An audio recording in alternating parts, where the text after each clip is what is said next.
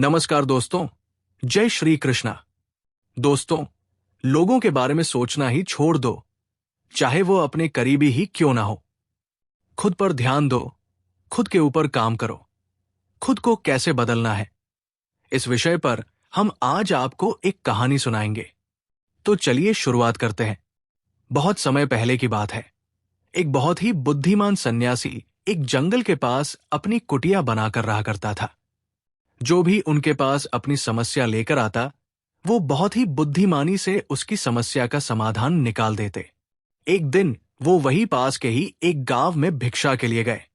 जब वो भिक्षा मांगकर वापस लौट रहे थे, तो रास्ते में उन्हें एक युवा व्यक्ति ने रोक लिया और कहा, मैंने सुना है कि आप किसी भी समस्या को बड़ी बुद्धिमानी से सुलझा देते हैं। हालांकि मुझे तो ज्यादा विश्वास नहीं कि आप मेरी इस जटिल समस्या को सुलझा पाएंगे, लेकिन मैंने लोगों से आपकी बुद्धिमानी के बहुत से किस्से सुन रखे हैं। इसलिए मैं आपसे एक बात जानना चाहता हूं कि हमें किसी भी काम में असफलता की घबराहट क्यों होती है, और हम अपने किसी भी लक्ष्य को असफलता की घबराहट के बिना कैसे प्राप्त कर सकते हैं। युवा व्यक्ति का ये प्रश्न सुन बौद्ध सन्यासी मुस्कुराए और बोले, मैं तुम्हारे इस प्रश्न का उत्तर जरूर दूंगा, और उसके बाद से तुम्हारी सारी घबराहट भी खत्म हो जाएगी। लेकिन उससे पहले तुम्हें मेरे साथ मेरी कुटिया तक चलना होगा। वो युवा लड़का उस सन्यासी की बुद्धिमत्ता को परखना चाहता था, इसीलिए वो कुटिया तक जाने के लिए तैयार हो गया। इसके बाद वो बौद्ध सन्यासी उस लड़के को अपने जंगल के पास बनी कुटिया में लेकर आए। लेकिन तब तक शाम हो चुकी थी, इसीलिए वो भोजन करके सो गए। अगले दिन जब वो उठे, तो बुद्धिमान सन्यासी ने उस लड़के से कहा, चलो आज मैं तुम्हें जंगल की सैर करा के लाता हूं। और वे दोनों जंगल की तरफ निकल पड़े। कुछ देर बाद बुद्धिमान सन्यासी ने उस लड़के को एक गुफा दिखाई और कहा, चलो मैं तुम्हें उस गुफा की सैर कराता हूं। लड़के ने कहा, हाँ चलो, मुझे भी जंगल की गुफा देखने की काफी दिनों से इच्छा थी। इसके बाद वे दोनों गुफा के अंदर चले गए। गुफा के अंदर काफी अंधेरा था, लेकिन थोड़ी देर बाद बौद्ध सन्यासी चुपके से गुफा से बाहर निकल आए और उस गुफा के द्वार को बाहर से बंद कर दिया। उस लड़के ने गुफा के भीतर से बहुत आवाज दी, मुनिवर, कहाँ हैं आप? कहाँ चले गए? मुझे जवाब क्यों नहीं दे रहे? लेकिन बहुत देर तक कोई जवाब न मिलने के बाद वो घबरा गया और घबराकर गुफा के द्वार की तरफ भागा। जैसे ही वो गुफा की प्रवेश द्वार पर पहुंचा, वो हैरान रह गया। ये क्या? यहां तो किसी ने एक गुफा के द्वार को बाहर से बंद कर दिया है। अब मैं बाहर कैसे निकलूंगा? अब वो अकेले अकेले उस अंधेरी गुफा में काफी भयभीत और परेशान हो गया। वो सोचने लगा कि कहीं उस सन्यासी ने उसे मारने की योजना तो नहीं बनाई थी। अब वो गुफा में इधर उधर घूमकर बाहर निकलने का रास्ता ढूंढने लगा। वो गुफा में काफी देर तक इधर उधर भटकता रहा, लेकिन उसे बाहर निकलने का कोई रास्ता नहीं मिला। अब उसे जोरों की प्यास और भूख भी लग रही थी, इसीलिए वो शांत होकर एक जगह बैठ गया। तभी उसे एक सुरंग से सूर्य की रोशनी आती हुई दिखाई दी। उस रोशनी वाली सुरंग तक पहुंचना बहुत ही कठिन था, क्योंकि चारों तरफ बस अंधेरा ही अंधेरा था और वो सुरंग भी काफी ऊंचाई पर थी। पर फिर भी वो तुरंत उठा और अपनी सारी भूख प्यास को भूलकर अपना सारा ध्यान उस गुफा से बाहर निकलने पर लगा दिया। काफी मेहनत और प्रयास करने के बाद वो उस सूर्य की रोशनी आने वाली सुरंग तक पहुंच गया और कुछ दूर तक उस सुरंग में ही ऊपर चढ़ता गया। तभी अचानक उसे वो सन्यासी हाथ आगे बढ़ाता हुआ दिखाई दिया। वो लड़का झट से उस सन्यासी का हाथ पकड़कर बाहर आ गया। बाहर निकलते ही उस सन्यासी को गुस्से से चिल्लाकर कहा, मुनिवर, आप पागल हो गए हैं? आप मुझे अंधेरी गुफा में अकेले छोड़कर आ गए। आपको पता है मैं कितना भयभीत हो गया था और मुझे कितने जोरों की प्यास लगी है। उस सन्यासी ने मुस्कुराते हुए उसे पानी दिया और कहा, अब मेरी बातों को ध्यान से सुनना। तुम इस गुफा के बाहर सिर्फ 2 कारणों की वजह से निकल पाए। पहला कारण, क्योंकि तुम्हें जोरों की प्यास और भूख लगी थी, और दूसरा कारण, तुम्हें वहां घुटन महसूस हो रही थी, क्योंकि तुम्हें मित्रों और परिवार वालों के साथ रहने की आदत पड़ चुकी है। अब मैं तुम्हें दो मुख्य कारण बताता हूं जिसकी वजह से तुम इस गुफा से बाहर निकल पाए।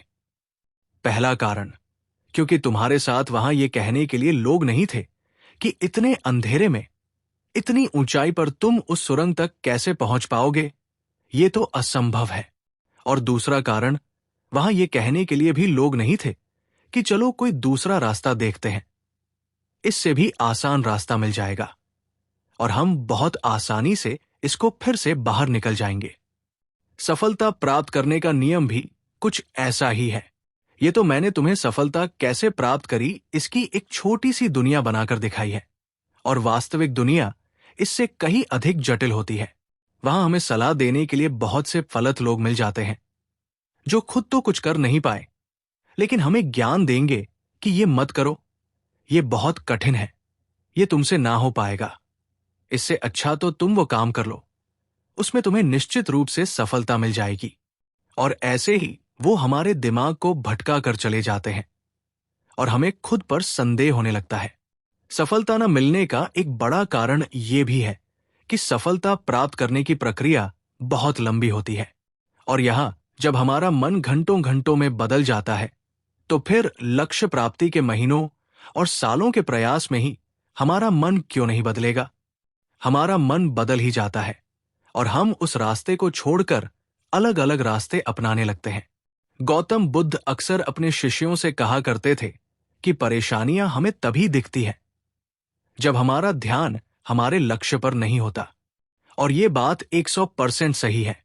जैसे जब एक तीरंदाज तीर मारने वाला होता है तो वो अपनी एक आंख को बंद कर लेता है और दूसरी आंख से सिर्फ लक्ष्य को देखता है, तब जाकर वो अपने लक्ष्य को भेद पाता है।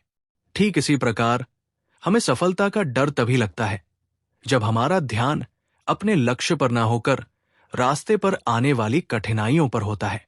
तो तुम इस गुफा से बाहर इसीलिए निकल पाए क्योंकि तुम्हें गुफा के अंदर सुरंग से आने वाली रोशनी के अलावा और कुछ दिखाई नहीं पड़ रहा था। अगर उस गुफा के अंदर प्रकाश होता तो तुम वहां के बड़े बड़े गड्ढों और कीड़े मकोड़ों को देखकर डर जाते और वही भटकते रह जाते। इसलिए अपना सारा ध्यान केवल अपने लक्ष्य पर टिकाए रखो और आसपास क्या हो रहा है, लोग क्या बोल रहे हैं, उस पर ध्यान देना बंद कर दो। तुम्हारे मित्र और रिश्तेदार क्या कर रहे हैं, उन्हें सफलता मिली कि नहीं, ये सब देखना बंद कर दो और केवल खुद के काम पर ध्यान दो। फिर देखना कि जब तुम्हारा समय आएगा तो लोग खड़े होकर तुम्हारे लिए तालियां बजाएंगे। और इतना कहकर वो बुद्धिमान सन्यासी मौन हो गए। उस युवा लड़के ने कहा, मुनिवर, आपने तो आज मेरी आंखें ही खोल दी। आपने कही हर एक बात में ही मुझे बुद्धिमानी नजर आई। आप सच में बहुत बुद्धिमान हैं, इसीलिए सभी आपको बुद्धिमानी का लोहा मानते हैं। मैं आपको वचन देता हूं कि आज से मैं मेरे मन को कभी भी असफलता के डर से नहीं सताऊंगा। मैं अपना पूरा ध्यान सिर्फ अपने काम पर लगाऊंगा और जल्दी ही एक सफल व्यक्ति बनकर दिखाऊंगा। इतना कहकर उस लड़के ने बुद्धिमान सन्यासी का धन्यवाद किया और वापस अपने गांव चला गया। तो दोस्तों, चलिए इसके बाद की इससे भी अच्छी कहानी की शुरुआत करते हैं। पुराने समय की बात है। नगर में रहने वाला सबल नाम का एक लड़का अपनी जिंदगी से बहुत निराश था। उसकी निराशा का कारण यह था कि वो अब तक कुछ भी नहीं कर रहा था। उसके माँ बाप उसे ताने मारते कि तेरे सारे मित्र कुछ ना कुछ कर रहे हैं, लेकिन तू अभी भी घर में ही बैठा हुआ है। मित्रों के बीच भी अक्सर उसका मजाक ही बनता। वो कहीं जाता तो लोग उससे पूछते कि क्या कर रहे हो। उसे ये बताने में बड़ी शर्म आती कि अभी वो कुछ भी नहीं कर रहा। धीरे धीरे उसने रिश्तेदारों के यहां जाना और लोगों से मिलना जुलना कम कर दिया। वो ज्यादातर समय अपने घर में ही बैठा रहता। वो अकेले में रोता, भगवान को कोसता और अपनी किस्मत को दोष देता। अब उसे अपनी जिंदगी बोझ सी लगने लगी थी। कभी कभी वो सोचता कि जब वे कुछ करने के लायक ही नहीं है तो फिर उसके जिंदा रहने का भी क्या फायदा, उसे तो मर जाना चाहिए। एक दिन वो अपने नगर की एक सड़क से गुजर रहा था। तभी उसने देखा कि एक गुरु दुख के ऊपर प्रवचन दे रहे हैं। वो भी वही भीड़ में पीछे बैठ गया और गुरु के प्रवचन सुनने लगा। गुरु बोल रहे थे कि दुख एक गुरु की भांति होता है, जो हमें जीवन की सच्चाई दिखाता है और हमें सही से जीवन जीने का तरीका सिखाता है। आप चाहे तो अपने दुख रूपी गुरु से जीवन जीना भी सीख सकते हैं और चाहे तो उस दुख में डूबकर बैठकर रो भी सकते हैं। सबल भी गुरु की ये सारी बातें ध्यान से सुन रहा था, लेकिन उसे गुरु की ये बात सही नहीं लगी। उसने खड़े होकर कहा, दुख कुछ भी सीखा कर नहीं जाता, सिर्फ पीड़ा देकर जाता है। दुख की पीड़ा अनंत होती है। ऐसा लगता है इसके बाद कुछ भी नहीं होने वाला, कुछ भी नहीं मिलने वाला। मृत्यु भी उसके सामने छोटी लगने लगती है। गुरु ने कहा, आखिर क्या दुख है तुम्हें? सबल ने अपना सारा दुख गुरु के समक्ष कह सुनाया और पूछा, क्या आपके पास मेरे इस दुख का कोई समाधान है? गुरु मुस्कुराए और बोले, जिस दिन तुम्हारे पास सच्चा दुख आए उसी दिन मेरे पास लौट कर आना। मैं तुम्हारे दुख का समाधान अवश्य करूंगा। इतना कहकर गुरु वहां से चले गए। सबल ने सोचा, क्या मेरा दुख सच्चा नहीं है? क्या जिस दुख से मैं गुजर रहा हूं वो झूठा है?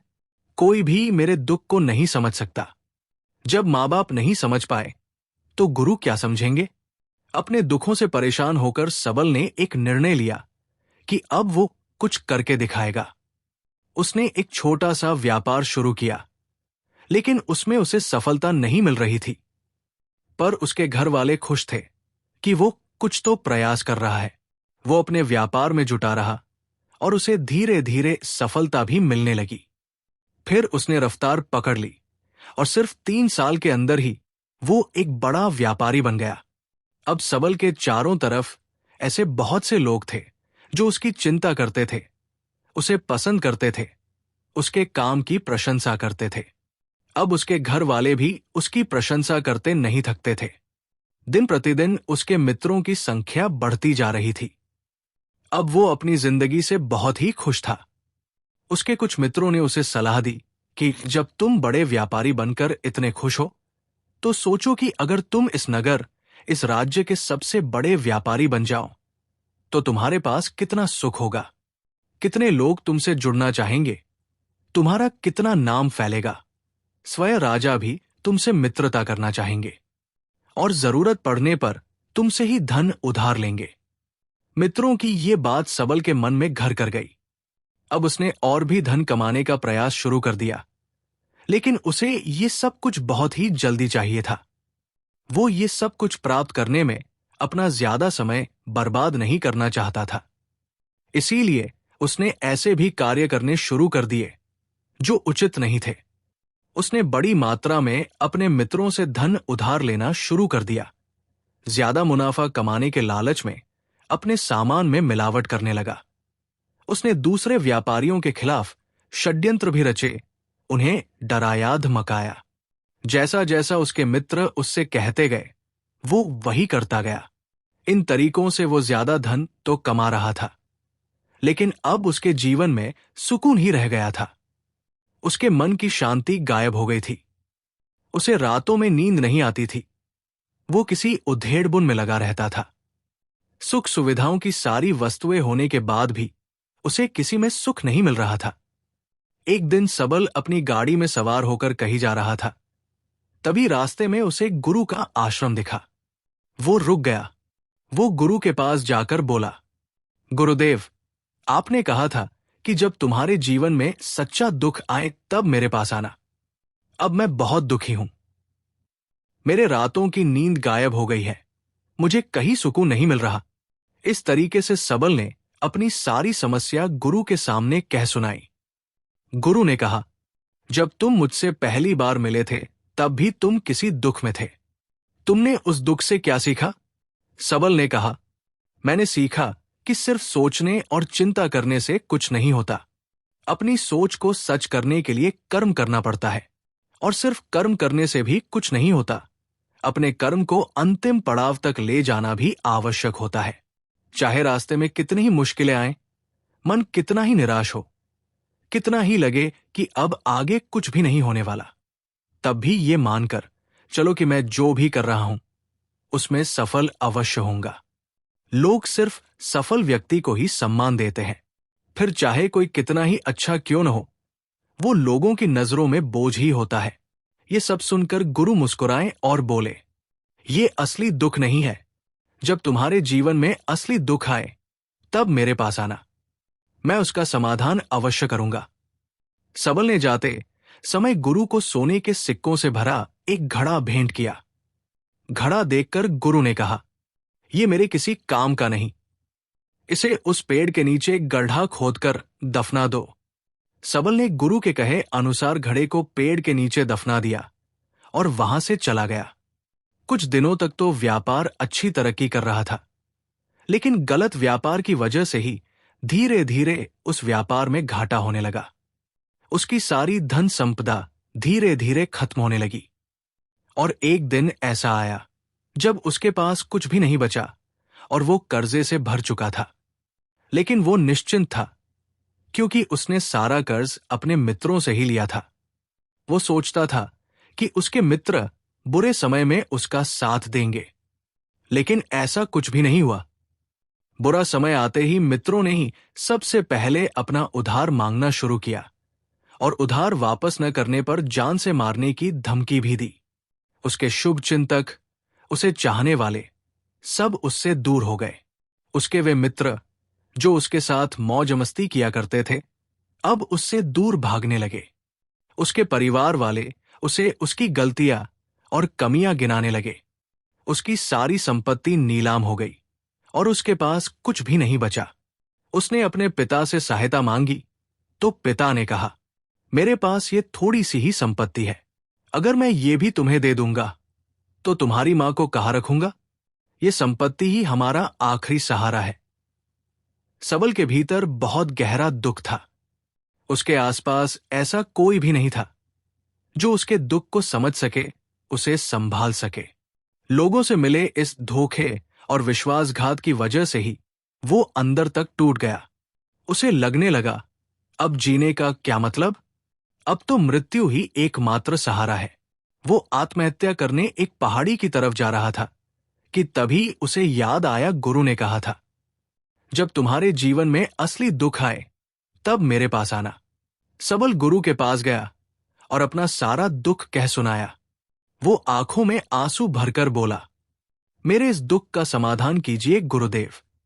गुरु ने कहा, जब तुम्हारे जीवन में असली दुख आए तब मेरे पास आना, मैं उसका समाधान अवश्य करूंगा। सबल ने कहा, अभी जो मेरे जीवन में घट रहा है वो दुख नहीं है। आखिर असली दुख होता क्या है गुरुदेव?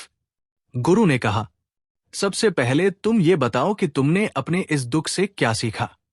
सबल ने कहा, मैंने सीखा कि जो लोग हमारी सफलता, हमारी तरक्की की वजह से हमारे जीवन में आए हैं, वे हमें धोखा अवश्य देंगे, क्योंकि वे बुरे समय में हमारे साथ खड़े नहीं होंगे। वे केवल अच्छे समय में हमारा फायदा उठाएंगे और बुरे समय में छोड़कर चले जाएंगे। भरोसा केवल उन्हीं लोगों पर करना चाहिए जो हमारे बुरे समय में, असफलता के समय में हमारे साथ खड़े रहते हैं। लेकिन ऐसे लोग बहुत ही कम होते हैं, पर जिनके पास ऐसे लोग होते हैं उन्हें उनकी कद्र करनी चाहिए, उनका अपमान नहीं करना चाहिए। मैंने ये भी सीखा कि कभी किसी के खिलाफ षड्यंत्र नहीं करना चाहिए। ईमानदारी और धैर्य के साथ अपना काम करना चाहिए और कभी लालच नहीं करनी चाहिए। अपना सारा दुख और अनुभव बताने के बाद सबल आंखों में आंसू भरकर गुरु के सामने बैठा रहा। थोड़ी देर बाद गुरु उठे और उस पेड़ के नीचे गड्ढा खोदकर वो घड़ा बाहर निकाला जो सोने के सिक्कों से भरा हुआ था। गुरु ने सबल को वो घड़ा देते हुए कहा, जब तुम्हारे जीवन में असली दुख आए तब मेरे पास आना। सबल ने गुरु को धन्यवाद दिया और उन्हें प्रणाम कर वहां से चला गया। उसने उस घड़े से एक छोटा व्यापार शुरू किया और वो एक छोटा व्यापारी बनकर भी खुश था। उसने पूरी लगन और ईमानदारी से व्यापार किया। देखते ही देखते वो अपने नगर का फिर एक बड़ा व्यापारी बन गया। उसका जीवन खुशियों और सुविधाओं से भर गया। लेकिन कोई कितना भी अच्छा हो, कितना भी अच्छा काम करे, दान करे, लोगों की मदद करे, जीवन में दुख तो आता ही है, तो सबल के जीवन में भी दुख आया। उसके माता पिता एक ही दिन में मृत्यु को प्राप्त हो गए। सबल अपने माता पिता से बहुत प्रेम करता था, इसलिए उसे उनकी मृत्यु से बहुत गहरा आघात पहुंचा।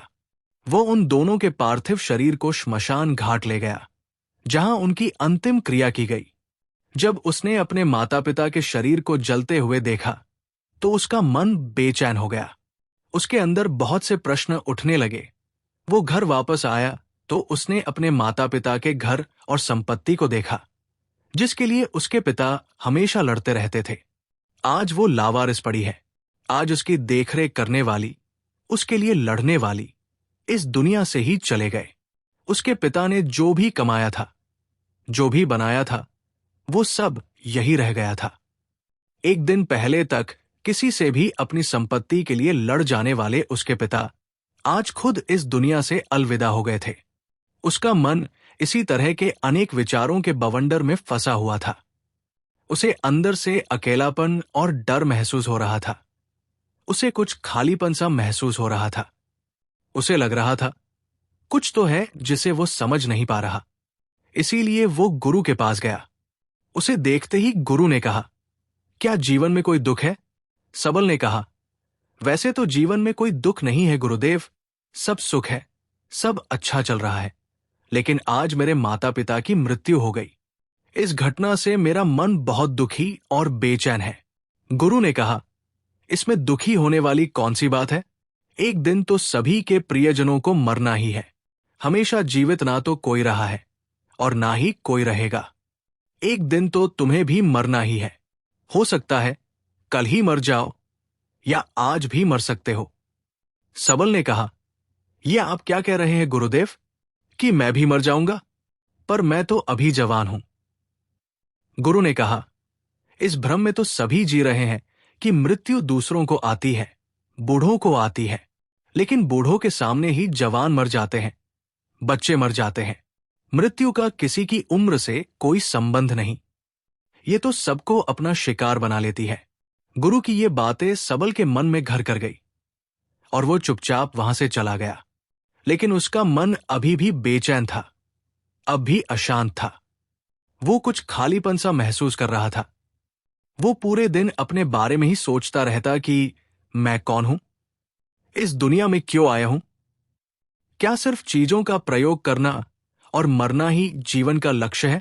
ऐसे ही बहुत से प्रश्न उसके मन में लगातार उठ रहे थे, लेकिन उसे अपने किसी भी प्रश्न का उत्तर नहीं मिल पा रहा था और उसका दुख दिन प्रतिदिन बढ़ता जा रहा था। इसीलिए कुछ दिनों बाद वह फिर गुरु के पास पहुंचा और बोला, गुरुदेव, मैं बहुत दुखी हूं क्योंकि मैं ये नहीं जान पा रहा कि मैं कौन हूं और इस दुनिया में क्यों आया हूं। ये सुन गुरु मुस्कुराए और बोले, आज पहली बार तुम्हारे जीवन में सच्चा दुख पैदा हुआ है। वास्तव में यही है जो दुख कहलाने के लायक है, कि हमें पता नहीं कि हम कौन हैं, क्यों आए हैं, क्या करना है, कैसे करना है। सबल ने कहा, गुरुदेव, मेरे इस दुख का समाधान कीजिए। गुरु ने कहा, हम सभी इंसान जीवन भर क्या इकट्ठा करते रहते हैं?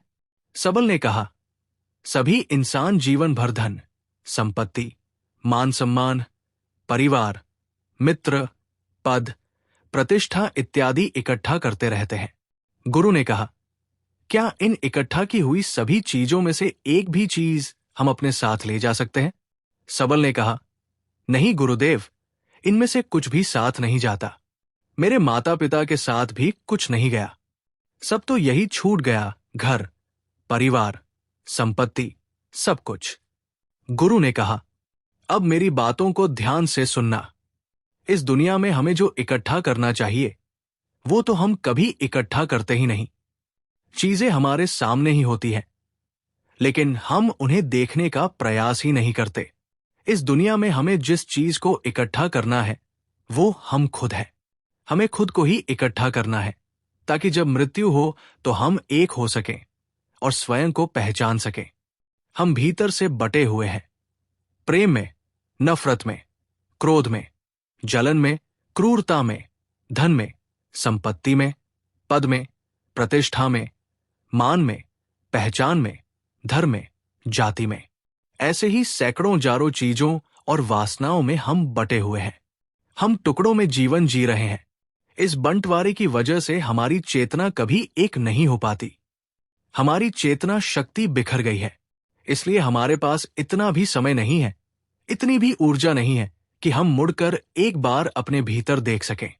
वास्तव में जिस धन की कमी, सुविधाओं की कमी, मान सम्मान की कमी को लोग दुख समझते हैं और जीवन भर उसे दुख दुख बोलकर रोते रहते हैं और उनका समाधान खोजने का प्रयास करते रहते हैं, उन्हें उसका समाधान कभी मिलेगा ही नहीं। क्योंकि जिन्हें लोग दुख कहते हैं वो असली दुख है ही नहीं। वो तो सिर्फ इंसान की चाहत है, उसकी इच्छा है, जिसकी पूर्ति कभी नहीं की जा सकती। इसीलिए यहां व्यक्ति को ऐसे दुखों का कभी समाधान मिला ही नहीं। इसलिए इन सब के ऊपर अगर अपने दुखों का परम समाधान चाहिए तो सबसे पहले अपने आप को इकट्ठा करो। अपनी ऊर्जा को इस संसार से वापस खींचो और एकत्रित करो। अपने ऊपर ध्यान दो, खुद पर ध्यान लगाओ। मृत्यु से पहले ही अपने आप को पहचान लो। ऐसे ही बिखरे हुए मत चलो। सबल ने कहा, तो क्या गुरुदेव, हमें ये संसार छोड़ देना चाहिए? अपनी सभी इच्छाओं को मार देना चाहिए? किसी से प्रेम नहीं करना चाहिए? धन संपत्ति नहीं इकट्ठा करनी चाहिए? मान सम्मान की आशा छोड़ देनी चाहिए? गुरु ने कहा, एक बिखरे हुए मनुष्य के अंदर से कामनाएं, इच्छाएं और वासनाएं ऐसे ही निकलती है जैसे पहाड़ से कोई पत्थर गिर रहा हो, जिस पर पहाड़ का कोई नियंत्रण नहीं है सिवाय देखने, परेशान होने और कुछ होने के। इसी प्रकार एक बिखरे हुए मनुष्य की इच्छाएं अनियंत्रित और दुखदायी होती है। उसका अनियंत्रित मन कुछ भी इच्छाएं और कल्पनाएं करता रहता है और दुखी होता रहता है। लेकिन जब व्यक्ति एकत्रित हो जाता है तो वो जो भी करता है सब उसके नियंत्रण में रहता है। तब इच्छाएं भी उसकी इच्छा से निकलती है। सबल ने कहा, गुरुदेव, आपने मेरे सच्चे दुख का समाधान कर दिया। आपका बहुत बहुत धन्यवाद। आज से मैं खुद को एकत्रित करने का प्रयास करूंगा। गुरु ने कहा, मानो शरीर में बहुत ऊर्जा है, बहुत शक्ति है और ये बेकार के कामों में भटक रही है, पृथ्वी की चीजों में लगी रहती है। ये ऐसा ही है जैसे कि एक अत्यंत शक्तिशाली मशीन किसी बच्चे के हाथों में दे दी गई हो और वो बिना सोचे समझे, बिना किसी नियंत्रण और जानकारी के बस इसकी शक्ति को कहीं भी बर्बाद कर रहा हो। इसीलिए अपने चेतना की शक्ति पर ध्यान दो और इसे एकत्रित करो। सबल को अपने प्रश्नों का उत्तर मिल चुका था। उसने गुरु का धन्यवाद किया और चुपचाप वहां से चला गया। दोस्तों, मैं उम्मीद करता हूं कि ये कहानी सुनने से आपके जीवन में अच्छे बदलाव आए होंगे। दोस्तों, अगर हमारी वीडियो अच्छी लगी हो तो कृपया हमारे चैनल को सब्सक्राइब करें और हमारी वीडियो को लाइक और शेयर करना न भूलें। धन्यवाद।